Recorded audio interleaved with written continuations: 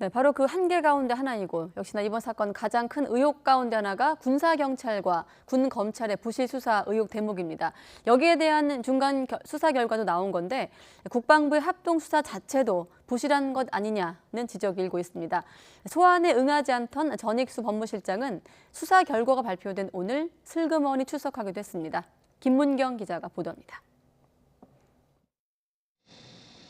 국방부 조사본부가 20비행단 군사경찰의 부실 수사 의혹을 수사한 지 19일 만인 지난달 23일 부실 수사 의혹을 확인했지만 사법 처리할 만한 사항인지 아직 수사 중이라고 밝혔습니다. 앞뒤가 안 맞는다는 지적이 잇따르자 결국 민간수사심의위가 열리기 직전 수사 관계자 1명을 입건합니다. 수사심의위는 그러나 군사경찰 대대장도 입건을 권고했고 국방부 검찰단까지 부실 수사 의혹에 대한 수사에 나섰지만 아직 결론을 내지 못했습니다.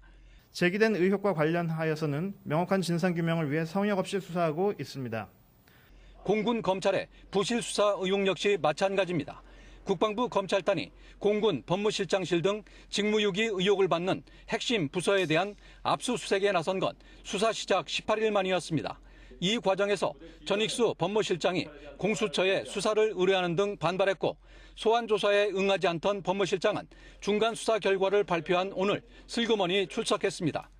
공군본부 법무실 소속 법무실장 등 수사 관련자 3명은 2차 가해한 혐의와 직무유기 혐의로 국방부 검찰단이 내사 중에 있습니다.